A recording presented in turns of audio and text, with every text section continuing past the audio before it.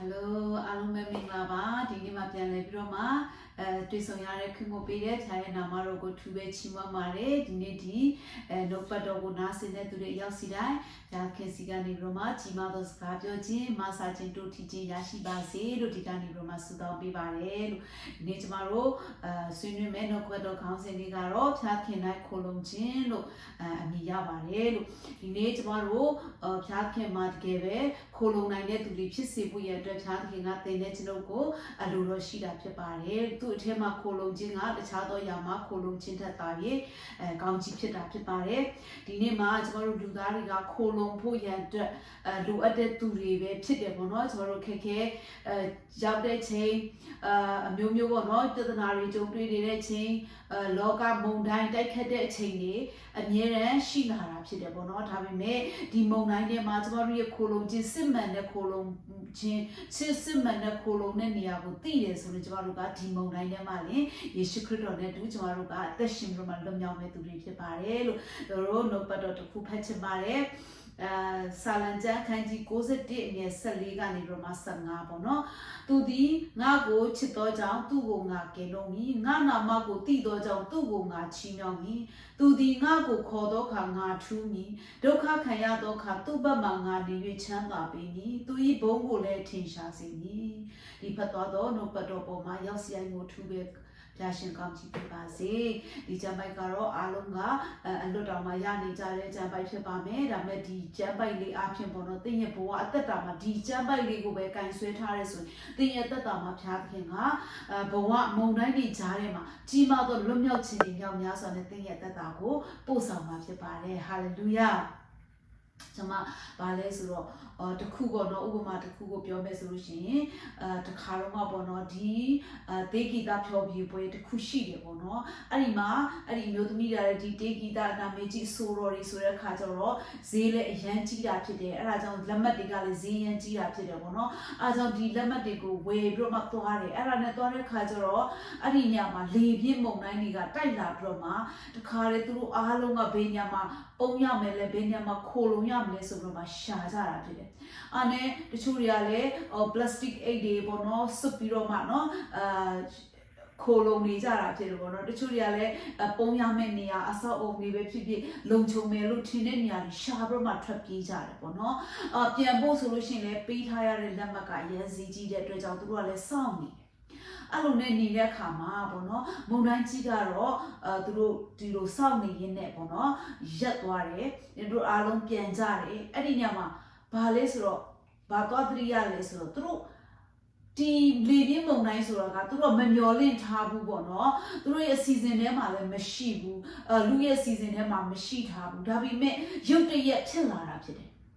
အဲ့လိုမျိုးပဲကျွန်တော်တို့ရဲ့ဘဝအသက်တာတွေထဲမှာလေကျွန်တော်တို့ရဲ့ plan ထဲမှာတော့မပါဘူးပေါ့နော် plan ထဲမှာကျွန်တော်တို့ရဲ့ဘဝရဲ့ plan ထဲမှာမပါတဲ့အရာတွေဒီခါလေးကြာရင်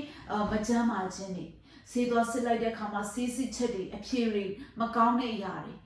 စိတ်ကြကြခြင်းအလုပ်တွေထဲမှာအမြဲတမ်းအဆင်ပြေနေရသားနဲ့ဒီတစ်ချိန်ကျတော့အဆင်မပြေတော့ဘူးsupervisor ကဒါမှမဟုတ်ရင်ကိုယ့်ရဲ့ manager တွေကဒါမှမဟုတ်ကိုယ့်ရဲ့လုပ်ဖို့ဆောင်ဖက်တွေရဲ့မနာလိုခြင်းလက်ဖြားခြင်းเนาะအမျိုးမျိုးတွေကြုံတွေ့ရပြီးတော့မှဝမ်းနေရတဲ့အချိန်တွေเนาะအလုပ်ပြုတ်ရတဲ့အချိန်တွေတော့၎င်းပြီးတဲ့အခါမှာဘွေရရဲ့မုန်တိုင်းတွေကြားထဲမှာကြောက်ရွံ့ခြင်းတွေစိုးရိမ်ခြင်းတွေဖြားနာခြင်းတွေစိတ်ရှုပ်ခြင်းတွေကြုံတွေ့လာရတာဖြစ်တယ်အဲ့လိုအချိန်မှာကျမတို့ကစစ်မှန်တဲ့ခိုလုံရကျမတို့ကိုတကယ်ပဲခိုလုံခွင့်ကိုပေးပြီးတော့မှတကယ်ပဲကင်တင်နိုင်တဲ့သူကိုကျမတို့ကလိုအပ်တာဖြစ်တယ်ကျမတို့ကခုနကတော့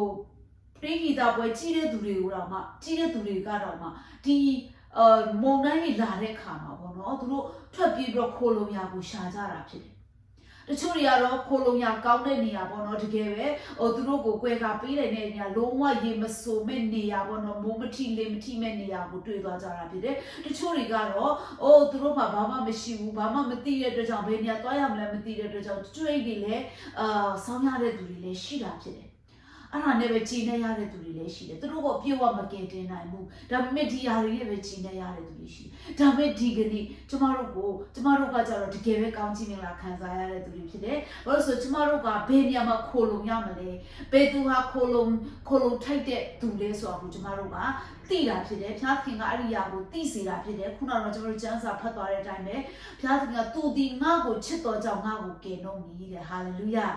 ငါနာမကိုသိတော်ကြောင့်သူ့ကိုငါချီးမြှောက်မည်တဲ့သူ့ရဲ့နာမကိုသိတဲ့သူတွေကိုဖျားခင်ကချီးမြှောက်မှာဖြစ်တယ်သူဒီငါ့ကိုခေါ်တော့ခါငါထူးမည်ဒုက္ခခံရတော့ခါသူ့ဘက်မှာငါနေ၍ချမ်းသာပေးမည်ချမ်းသာပေးုံနဲ့မကဘဲနဲ့ဘာဆက်ရထားလဲသူ၏ဘုန်းကိုလည်းထင်ရှားစေမည်လို့ပြောတာဖြစ်တယ်